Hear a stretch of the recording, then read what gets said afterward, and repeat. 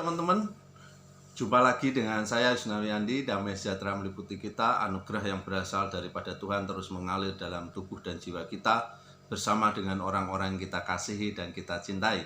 Teman-teman, selamat berakhir pekan bersama dengan keluarga, dengan teman dan sahabat yang kita kasihi. Pada kesempatan hari ini kita akan mengulas kembali tentang kata anjay Lutfi Agizal ya, yang melaporkan ke KPAI. Haruskah ini sampai ke KPAI? Mari kita bahas, teman-teman.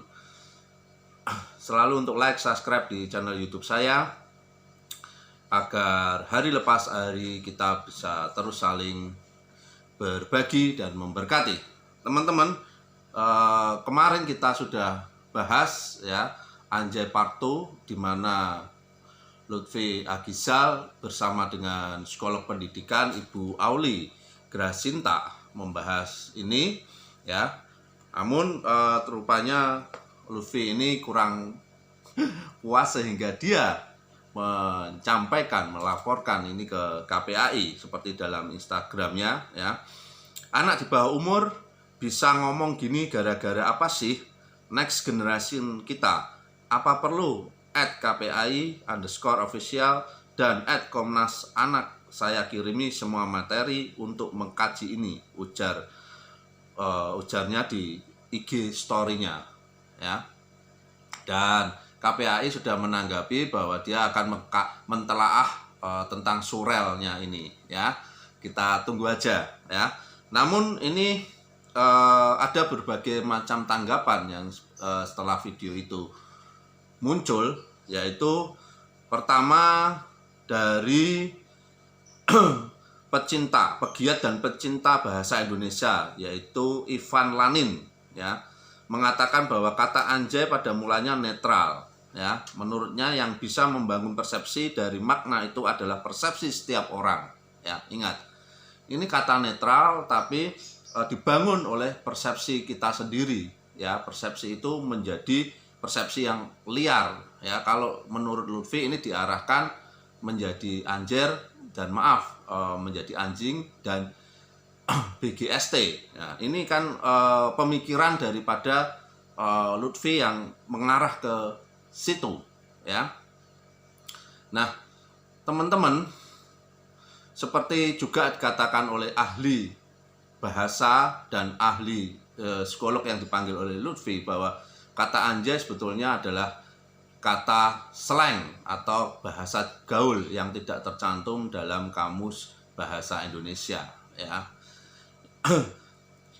Menurut saya semua kata itu netral ya, hanya menggambarkan konsep persepsi manusia yang membuatnya kita netral. Persepsi itu tergantung pada lingkungan budaya, ujar Ivan Lanin kepada detik.com Jumat 28 Agustus 2020. Ivan mencontohkan dengan pemakaian kata anjing di Bandung.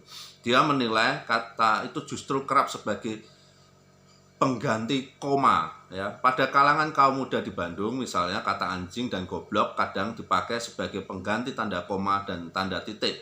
Apalagi cuma anjay, ujarnya ya. Nah, kemudian ada pakar bahasa dari UIN Syarif Hidayatullah, Hilmi Akmal ya, mengatakan begini beliau, dalam bahasa ada ragam resmi atau formal dan tak resmi atau formal atau informal. Dalam ragam yang informal ini ada yang disebut dengan slang. Slang sendiri adalah ragam informal yang sifatnya musiman dan dipakai oleh kalangan sosial tertentu, terutama remaja, agar orang di luar kelompok mereka tidak paham dengan pembicaraan mereka, kata Hilmi saat dihubungi detik.com ya. Dia mencontohkan bahwa bahasa slang juga pernah dipakai di era generasi 80-an, sedangkan anjay menurutnya kini lebih sering dipakai generasi 2000-an ya. Generasi muda era 2000-an ke atas ketika mengumpat dengan menyebut kata anjing, mereka menyebutnya dengan kata anjir, atau yang kini lebih sering diucapkan adalah kata anjay, ujarnya ya. Jadi ini adalah bahasa slang yang dipakai generasi 2000-an ya. Namun lanjutnya, kata anjay bisa menjadi dua, ya ini tidak senonoh atau nilai rasa. Terkait apakah kata anjay itu kata yang tak senonoh atau bukan, kata itu termasuk tidak senonoh karena termasuk dalam kata umpatan, terutama bila diutarakan ke orang yang secara sosial lebih tinggi. Namun, sebuah kata bisa dimaknai berbeda tergantung nilai rasa penutur atau pendengar saat mendengar sebuah kata, ya jelasnya. Nah, senada dengan itu, dengan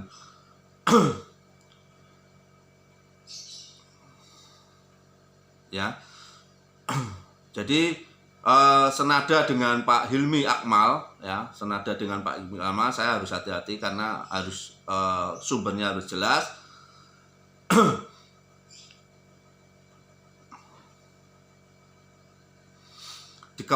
Disampaikan oleh Kepala Pusat Pembinaan Bahasa dalam Pengembangan dan Pembinaan Bahasa, yaitu Pak Abdul Haq, ya, menjelaskan bahwa bahasa sifatnya netral, ya.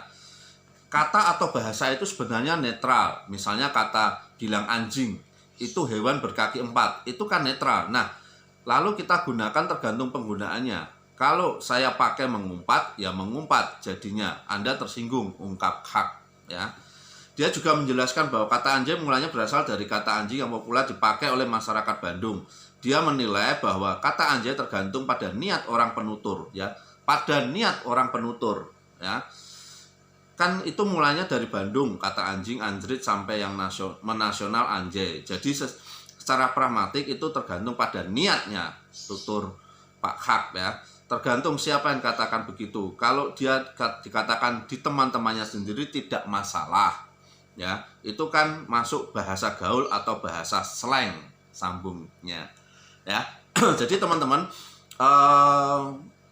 yang saya sampaikan, beliau-beliau ini 3 orang ini mengatakan, menuturkan bahwa anjay adalah bahasa slang, tergantung dari cara berpikir kita dan cara kita menyampaikannya kepada orang, ya, apakah ini sebagai umpatan atau tidak.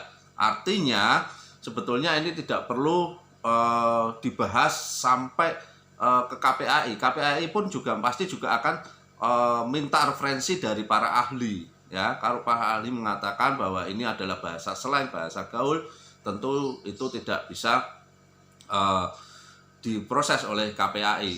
Nah, tergantung bagaimana kita, kalau sampai ini kepada anak-anak, tentunya kita juga perlu memberikan pemahaman kepada anak-anak kita, ya. Teman-teman, itulah yang bisa kita sampaikan hari ini menanggapi apa yang Lutfi sampaikan kepada KPAI, ya. Kita ambil 3 orang referensi tadi, ya. Semoga ini menjadi pemahaman kita bersama.